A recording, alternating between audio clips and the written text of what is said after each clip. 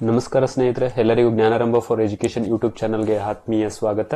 ಈ ಒಂದು ತರಗತಿಯಲ್ಲಿ ನಾವು 2012ರಿಂದ 2023ರವರೆಗೆ ನಡೆದಂತಹ ಕೆಸೆಟ್ ಪತ್ರಿಕೆ 1ರ ರಿಸರ್ಚ್ ಆಪ್ಟಿಟ್ಯೂಡ್ ಅಂದ್ರೆ ಸಂಶೋಧನಾ ಸಾಮರ್ಥ್ಯದಲ್ಲಿ ಕೇಳಲಾದಂತಹ ಪ್ರಶ್ನೋತ್ತರಗಳ ಒಂದು ಸರಣಿಯನ್ನ ಮಾಡ್ತಾ ಇದ್ದೇವೆ. ಸೊ ಈಗಾಗಲೇ 2012ರಿಂದ 2015ರವರೆಗೆ ನಡೆದಂತಹ ಪ್ರಶ್ನೋತ್ತರಗಳ ಬಗ್ಗೆ ನಾವು ಪಾರ್ಟ್ 1 ಮತ್ತೆ ಪಾರ್ಟ್ 2 ಅಲ್ಲಿ ವಿವರಿಸಿದ್ದೇವೆ. ಸೊ ಹಾಗೆ ಇದು ಮುಂದುವರೆದ ಭಾಗವಾಗಿ ಈ ಪಾರ್ಟ್ 3 ಅಲ್ಲಿ ನಾವು 2016, 2017 ಮತ್ತೆ 2018ಕ್ಕೆ ಸಂಬಂಧಪಟ್ಟಂತಹ ಪ್ರಶ್ನೋತ್ತರಗಳಿಗೆ ನಾವು ಈ ಒಂದು ತರಗತಿಯಲ್ಲಿ ಉತ್ತರಗಳನ್ನು ನೋಡೋಣ. ಒಂದು ತರಗತಿಯ ಮೊದಲನೇ ಪ್ರಶ್ನೆ, ಸಂಶೋಧನೆಯ ಅತ್ಯುತ್ತಮ ಅರ್ಥವು the best meaning of research is option A ಜ್ಞಾನದ ಸೃಷ್ಟಿ ಮತ್ತು ಅನ್ವಯಿಕತೆಗಾಗಿ ವೈಜ್ಞಾನಿಕ ಕ್ರಮದ ಅಳವಡಿಕೆ, adoption of scientific method for creation and application of knowledge. Option B ಸಮಸ್ಯೆಗಳ ನಿವಾರಣೆಗೆ ವಿಮರ್ಶಾತ್ಮಕ ಮತ್ತು ರಚನಾತ್ಮಕ ಆಲೋಚನೆಗಳ ಅಳವಡಿಕೆ, adoption of critical and constructive thinking for solution of problems.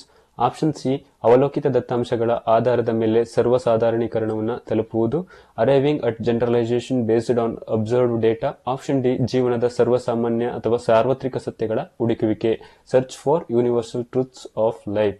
So ಇಲ್ಲಿ ಸಂಶೋಧನೆಯ ಅತ್ಯುತ್ತಮ ಅರ್ಥ ಯಾವಾಗಲೂ ಜ್ಞಾನದ ಸೃಷ್ಟಿ ಮತ್ತು ಅನ್ವಯಿಕತೆಗಾಗಿ ವೈಜ್ಞಾನಿಕ ಕ್ರಮದ ಅಳವಡಿಕೆ. ಆ best meaning of research is adoption of scientific method for creation and application of the knowledge ಸರಿಯಾದ ಉತ್ತರ ಆಗುತ್ತೆ. ನಂತರದ ಪ್ರಶ್ನೆಯನ್ನು ನೋಡೋದಾದ್ರೆ ಸ್ನೇಹಿತರೆ, ಸಂಶೋಧನಾ ವರದಿಯನ್ನ ಅಂತಿಮಗೊಳಿಸುವ ಸಮಯದಲ್ಲಿ ಈ ಕೆಳಗಿನ ಒಂದು ಮುನ್ನೆಚ್ಚರಿಕೆಯ ಅಗತ್ಯವಿಲ್ಲ ಅಂತ ಕೊಟ್ಟಿದ್ದಾರೆ. One of the following precautions is not needed at the time of finalising a research report. Option A ಎಲ್ಲಾ ತೀರ್ಪುಗಳು ಸಂಶೋಧನಾ ಪ್ರಶ್ನೆಗಳಿಗೆ ಸಂಬಂಧಿಸಿರುವುದು, all findings are related to the research questions. Option B ದತ್ತಾಂಶಗಳ ನ್ಯಾಯಸಮ್ಮತ ಸಮರ್ಥನೆ ಮತ್ತು ನಂಬಲಾರ್ಹತೆಯ ನಿಶ್ಚಿತತೆ, validity and reliability of data are ensured. Option C ಕಲಿಕೆಯ ಸಾರ್ವತ್ರೀಕರಣವು ಒಪ್ಪಂದದೊಳಗೆ ಇರುವಿಕೆಯ ಸಿದ್ಧಾಂತದೊಂದಿಗಿದೆ, generalisation of the study R in agreement with existing theories. Option D ವಿಶ್ಲೇಷಣೆಯ ಸ್ವೀಕೃತಿಯು ಉಪಯೋಗಿಸಿದ ದತ್ತಾಂಶಕ್ಕೆ ಸರಿ ಹೊಂದುತ್ತದೆ, analysis adapted in suitable data to data used. So ಇಲ್ಲಿ ಸರಿಯಾದ ಉತ್ತರ ಯಾವ್ದಾಗುತ್ತೆ ಅಂತಂದ್ರೆ ಸ್ನೇಹಿತರೆ, ಆಪ್ಷನ್ ಸಿ ಏನಿದೆ, ಕಲಿಕೆಯ ಸಾರ್ವತ್ರೀಕರಣವು ಒಪ್ಪಂದದೊಳಗೆ ಇರುವಿಕೆಯ ಸಿದ್ಧಾಂತದೊಂದಿಗಿದೆ ಎನ್ನುವುದು ಸಂಶೋಧನಾ ವರದಿಯನ್ನ ಅಂತಿಮಗೊಳಿಸಬೇಕಿದ್ರೆ ಈ ಒಂದು ಮುನ್ನೆಚ್ಚರಿಕೆಯ ಅಗತ್ಯ ನಮಗೆ ಬೇಕಾಗಿರೋದಿಲ್ಲ. ಸೊ ಹಾಗಾಗಿ ಇಲ್ಲಿ ಸರಿಯಾದ ಉತ್ತರ generalisation of the study R in the agreement of existing theory. So ಇದು ಸರಿಯಾದ ಉತ್ತರ ಆಗುತ್ತೆ ಸ್ನೇಹಿತರೆ. ನಂತರದ ಪ್ರಶ್ನೆಯನ್ನು ನಾವು ನೋಡೋದಾದ್ರೆ, ಈ ಕೆಳಗಿನವುಗಳಲ್ಲಿ ಸರಿಯಲ್ಲದ ಹೇಳಿಕೆಯು the incorrect statement in the set of is ಕಲಿಕೆಯ ಮೌಲ್ಯೀಕರಣವು ಯೋಜನೆಯ ವಸ್ತುನಿಷ್ಠತೆಯ ಮೇಲೆ ಆಧಾರಿತವಾಗಿದೆ, evaluation studies are based on objective of a project. Option B ಸಂಶೋಧನೆಯ ಚಮತ್ಕಾರಗಳು ಇರುವ ಪರಿಸ್ಥಿತಿಯ ಪರೀಕ್ಷೆಯಾಗಿದೆ, research is examination of conditions under which a phenomenon exist. Option C ಮೌಲ್ಯೀಕರಣದ ಅಭ್ಯಾಸಗಳು ಯೋಜನೆಯ ಬೇರೆ ಬೇರೆ ಹಂತಗಳಲ್ಲಿ ಹರಡಿಕೊಂಡಿವೆ, evaluation exercises are spread across different stages of a project. Option D ಮೌಲ್ಯೀಕರಣ ಮತ್ತು ಸಂಶೋಧನಾ ಕಲಿಕೆಯ ಮಧ್ಯೆ ಯಾವುದೇ ಭೇದವಿಲ್ಲ, theories there is no difference between evaluation and research studies. So ಇಲ್ಲಿ ಸರಿಯಲ್ಲದ ಹೇಳಿಕೆ ಯಾವುದು ಅಂತಂದ್ರೆ ಮೌಲ್ಯೀಕರಣ ಮತ್ತು ಸಂಶೋಧನೆ ಕಲಿಕೆಯ ಮಧ್ಯೆ ಯಾವುದೇ ಭೇದವಿಲ್ಲ, there is no difference between evaluation and research. So ಇವೆರಡು ಕೂಡ ಮೌಲ್ಯೀಕರಣ ಮತ್ತು ಸಂಶೋಧನಾ ಕಲಿಕೆ ಬೇರೆ ಬೇರೆ ಆಗಿದೆ. ಸೊ ಇಲ್ಲಿ ಅದರಲ್ಲಿ ಯಾವುದೇ ಭೇದ ಇಲ್ಲ ಅಂತ ಹೇಳಿದ್ದಾರೆ. ಸೊ ಹಾಗಾಗಿ ಇದು ಸರಿಯಾದ ಹೇಳಿಕೆ ಆಗಿರೋದಿಲ್ಲ ಸ್ನೇಹಿತರೆ. ನಂತರದ ಪ್ರಶ್ನೆಯನ್ನು ನೋಡೋದಾದ್ರೆ ಸ್ನೇಹಿತರೆ, ಸಂಶೋಧನೆಯ ಗುಣಮಟ್ಟವಿರುವುದು ಇದರ the good quality of research is its ವಸ್ತುನಿಷ್ಠತೆ, ಆಬ್ಜೆಕ್ಟಿವಿಟಿ ವಿಶ್ವಸನೀಯತೆ, ರಿಯಲಬಿಲಿಟಿ ಉಪಯುಕ್ತತೆ, ಯೂಸಿಬಿಲಿಟಿ ಯಥಾಪ್ರತಿಯಲ್ಲಿ ರಿಪ್ಲಿಕಬಿಲಿಟಿ. ಸೊ ಇಲ್ಲಿ ಸರಿಯಾದ ಉತ್ತರ ಯಾವ್ದಾಗುತ್ತೆ ಅಂತಂದ್ರೆ ಗುಣಮಟ್ಟ ವಸ್ತುನಿಷ್ಠತೆಯಲ್ಲಿದೆ. ಸೊ ಇಲ್ಲಿ ಆಬ್ಜೆಕ್ಟಿವಿಟಿ ಇರೋದ್ರಿಂದ good quality of research is objectivity. So ಇದು ಸರಿಯಾದ ಉತ್ತರ ಆಗುತ್ತೆ ಸ್ನೇಹಿತರೆ. ನಂತರದ ಪ್ರಶ್ನೆಯನ್ನು ನೋಡೋದಾದ್ರೆ, ಈ ಕೆಳಗಿನವುಗಳಲ್ಲಿ ಸಂಶೋಧನೆಯಲ್ಲಿ ನೀತಿ ಬಾಹಿರ ನಡತೆಗಳನ್ನು ಗುರುತಿಸಿ ಅಂತ ಕೊಟ್ಟಿದ್ದಾರೆ. Identify unethical behaviours in research in the following set. ಇತರ ಸಂಶೋಧನೆಗಳಿಂದ ನಕಲು ಮಾಡುವುದು, ಕಾಪಿಂಗ್ ಫ್ರಮ್ ಅದರ್ ರಿಸರ್ಚಸ್. ಹೌದು, ಇದು ಕೂಡ ಸಂಶೋಧನೆಯ ನೀತಿ ಬಾಹಿರ ಒಂದು ನಡತೆಯಾಗಿದೆ ಇದು. ಆಪ್ಷನ್ ಬಿ ದತ್ತಾಂಶಗಳಿಂದ ಸ್ವಲ್ಪ ವಿಷಯಾಂತರಗೊಂಡಿದ್ದ ತೀರ್ಪುಗಳನ್ನು ಪ್ರಕಟಿಸುವುದು, publish findings when they slightly deviate from data. So ಇದು ಕೂಡ ಒಂದು ಅನ್ಎಥಿಕಲ್ ಬಿಹೇವಿಯರ್ ಆಗುತ್ತೆ. ಹಾಗೆ ಆಪ್ಷನ್ 3 ನೋಡೋಣ, ಸಂಶೋಧನೆ ಪೂರ್ಣಗೊಂಡ ನಂತರ ದತ್ತಾಂಶಗಳ ಆಧಾರಗಳನ್ನು ಹಂಚಿಕೊಳ್ಳುವುದು. ಇದು ಎಥಿಕಲ್ ಆಗಿದೆ. ಸೊ ಇಲ್ಲಿ ನೀತಿ ಬಾಹಿರ ಅಲ್ಲ, ಇದು ಒಂದು ಸಂಶೋಧನಾ ನೀತಿಯಾಗಿದೆ. ಸೊ ಇಲ್ಲಿ share data base after research is completed. ಮತ್ತೆ ಆಪ್ಷನ್ 4 ನೋಡೋದಾದ್ರೆ ಇಲ್ಲಿ ಊಹೆಗಳ ಮೇಲೆ ಭಾಷೆಗೆ ಪ್ರಾಮುಖ್ಯತೆಯನ್ನು ಕೊಡುವುದು. Give importance to language over ideas. So ಇದು ಕೂಡ ಅನ್ಎಥಿಕಲ್ ಬಿಹೇವಿಯರ್ ಆಗಿದೆ. ಸೊ ಹಾಗಾಗಿ ಇಲ್ಲಿ ಸರಿಯಾದ ಉತ್ತರ ಯಾವುದಾಗುತ್ತೆ ಸ್ನೇಹಿತರೆ? 1, 2 ಮತ್ತೆ 4 ಇದು ಸಂಶೋಧನೆಯ ನೀತಿ ಬಾಹಿರ ನಡತೆಗೆ ಒಳಪಟ್ಟಂತಹ ಅಂಶಗಳು. ಇವು 3 ಕೂಡ ಆಗಿದೆ. ಸೊ ಹಾಗಾಗಿ ಸರಿಯಾದ ಉತ್ತರ ಆಪ್ಷನ್ ಸಿ ಆಗುತ್ತೆ. ಬನ್ನಿ ಸ್ನೇಹಿತರೆ, ನಂತರದ ಪ್ರಶ್ನೆ ನೋಡೋಣ. ಗುಂಪುಗಳ ಹೊಂದಾಣಿಕೆಯು ಇಲ್ಲಿ ಅಂಗೀಕೃತಗೊಳ್ಳುತ್ತದೆ. Matching of groups is adapted in ವಿಷಯ ಅಧ್ಯಯನ, ಕೇಸ್ ಸ್ಟಡೀಸ್, ಪ್ರಯೋಗಾತ್ಮಕ ಅಧ್ಯಯನ, ಎಕ್ಸ್ಪೆರಿಮೆಂಟಲ್ ಸ್ಟಡೀಸ್, ಅನುಲಂಬೀಯ ಆಂದೋಲನಾತ್ಮಕ ಅಧ್ಯಯನ, ಲ್ಯಾಂಗಿಟ್ಯೂಡಿನಲ್ ಸ್ಟಡೀಸ್, ವರ್ಣನಾತ್ಮಕ ಅಧ್ಯಯನ, ಡಿಸ್ಕ್ರಿಪ್ಟಿವ್ ಸ್ಟಡೀಸ್. ಸೊ ಇಲ್ಲಿ ಸರಿಯಾದ ಉತ್ತರ ಯಾವುದಾಗುತ್ತೆ ಅಂತಂದ್ರೆ ಸ್ನೇಹಿತರೆ, ಪ್ರಯೋಗಾತ್ಮಕ ಅಧ್ಯಯನದಲ್ಲಿ ಗುಂಪುಗಳ ಹೊಂದಾಣಿಕೆಯು ಎಲ್ಲಿ ಅಂತಂದ್ರೆ ಅಂಗೀಕೃತಗೊಳ್ಳೋದು ಪ್ರಯೋಗಾತ್ಮಕ ಅಧ್ಯಯನದಲ್ಲಿ, ಎಕ್ಸ್ಪೆರಿಮೆಂಟಲ್ ಸ್ಟಡೀಸ್ ಅಲ್ಲಿ ನಾವು ಒಂದು ಗ್ರೂಪ್ಸ್ ಅಡಾಪ್ಟೆಡ್ ನ ನೋಡ್ತೀವಿ. ಸೊ ಹಾಗಾಗಿ ಇಲ್ಲಿ ಸರಿಯಾದ ಉತ್ತರ ಆಪ್ಷನ್ ಬಿ ಆಗುತ್ತೆ. ನಂತರದಲ್ಲಿ 2017ರಲ್ಲಿ ನಡೆದಂತಹ ಪ್ರಶ್ನೆ ಪತ್ರಿಕೆಯ ಉತ್ತರಗಳನ್ನು ನೋಡೋಣ ಸ್ನೇಹಿತರೆ. 2017ರ ಪ್ರಶ್ನೆ, ಮೊದಲ ಪ್ರಶ್ನೆ, ಇವುಗಳಲ್ಲಿ ಸಂಶೋಧನಾ ನೀತಿಯು ಒಳಗೊಂಡಿರುವುದಿಲ್ಲ. Research ethics does not include. Option A ಪ್ರಾಮಾಣಿಕತೆ, ಆನೆಸ್ಟಿ. ಆಪ್ಷನ್ ಬಿ ಸಮಗ್ರತೆ, ಇಂಟಿಗ್ರಿಟಿ. ಆಪ್ಷನ್ ಸಿ ವಸ್ತುನಿಷ್ಠತೆ, ಸಬ್ಜೆಕ್ಟಿವಿಟಿ. ಆಪ್ಷನ್ ಡಿ ವಸ್ತುನಿಷ್ಠತೆ, ಆಬ್ಜೆಕ್ಟಿವಿಟಿ.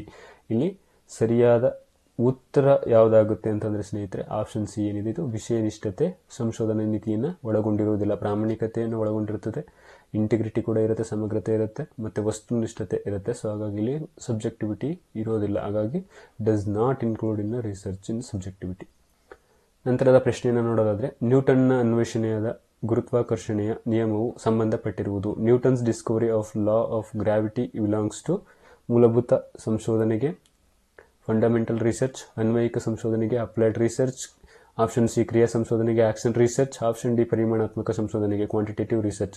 ಈ ನ್ಯೂಟನ್ನ ಅನ್ವೇಷಣೆಯಾದ ಗುರುತ್ವಾಕರ್ಷಣ ನಿಯಮ ಇದು ಫಂಡಮೆಂಟಲ್ ರಿಸರ್ಚ್ ಆಗಿದೆ. ಸೊ ಮೂಲಭೂತ ಸಂಶೋಧನೆಗೆ ಸಂಬಂಧಪಟ್ಟಂತ ವಿಚಾರವಾಗಿದೆ. ಸೊ ಹಾಗಾಗಿ ಸರಿಯಾದ ಉತ್ತರ ಆಪ್ಷನ್ ಎ ಆಗುತ್ತೆ ಸ್ನೇಹಿತರೆ.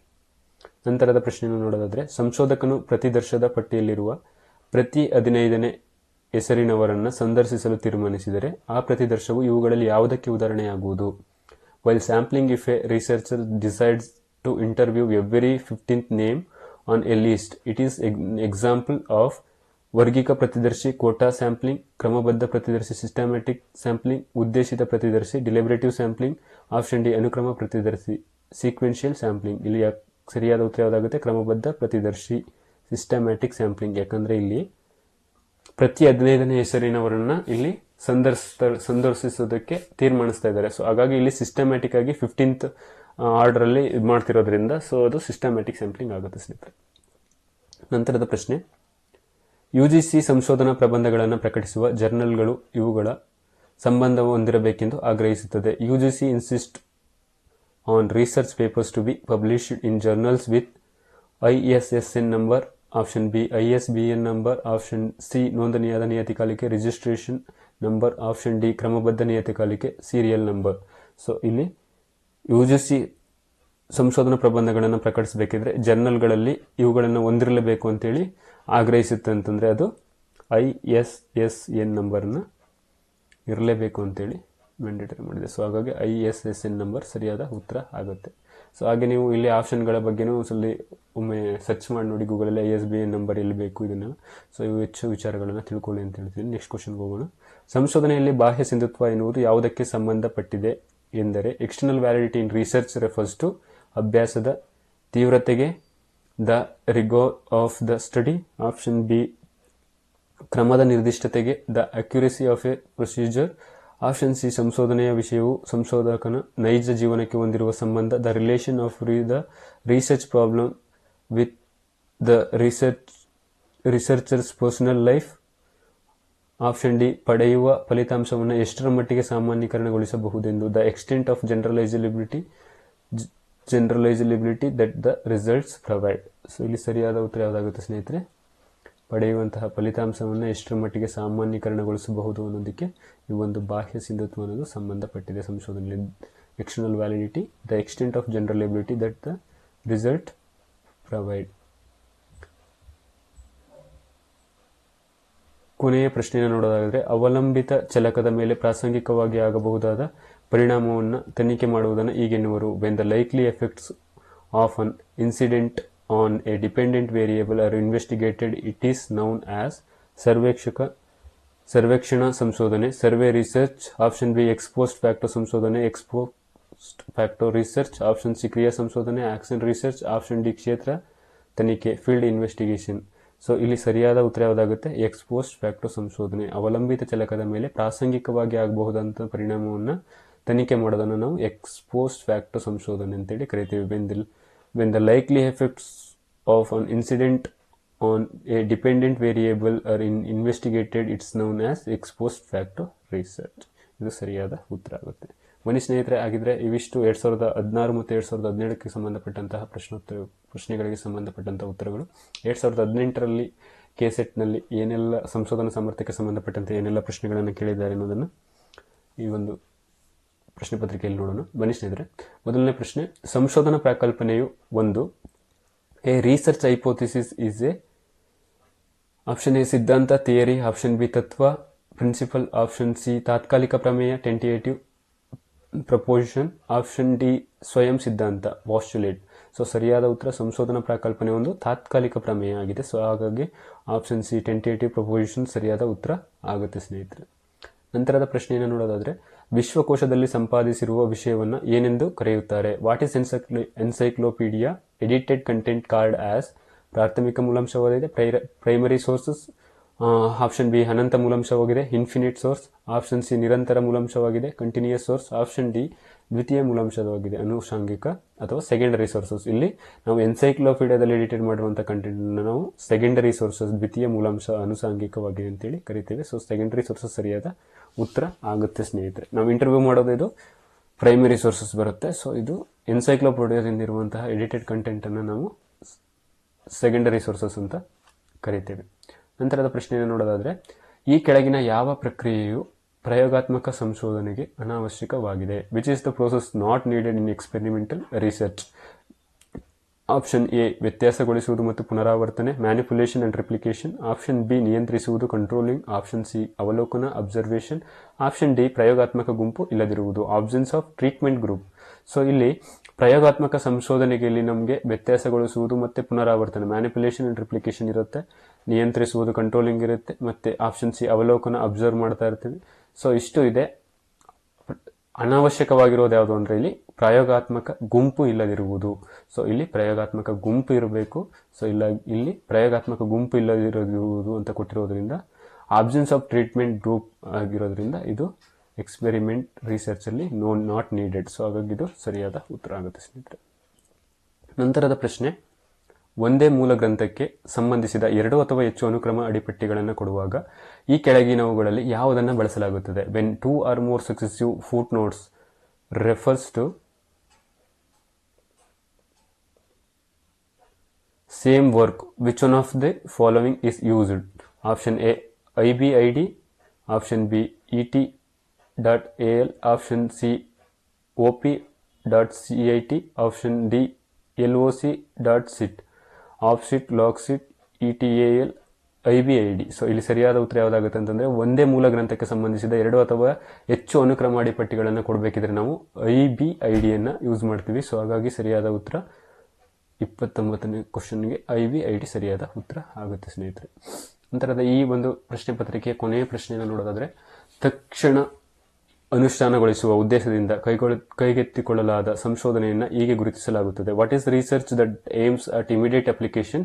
ಆಪ್ಷನ್ ಎ ಕ್ರಿಯಾ ಸಂಶೋಧನೆ, ಆಕ್ಷನ್ ರಿಸರ್ಚ್. ಆಪ್ಷನ್ ಬಿ ಕಾರ್ಯಕ್ಷೇತ್ರ ಸಂಶೋಧನೆ, ಎಂಪ್ಯಾರಿಕಲ್ ರಿಸರ್ಚ್. ಆಪ್ಷನ್ ಸಿ ಪರಿಕಲ್ಪನಾತ್ಮಕ ಸಂಶೋಧನೆ, ಕಾನ್ಸೆಪ್ಚುಯಲ್ ರಿಸರ್ಚ್. ಆಪ್ಷನ್ ಡಿ ಮೂಲಭೂತ ಸಂಶೋಧನೆ, ಫಂಡಮೆಂಟಲ್ ರಿಸರ್ಚ್.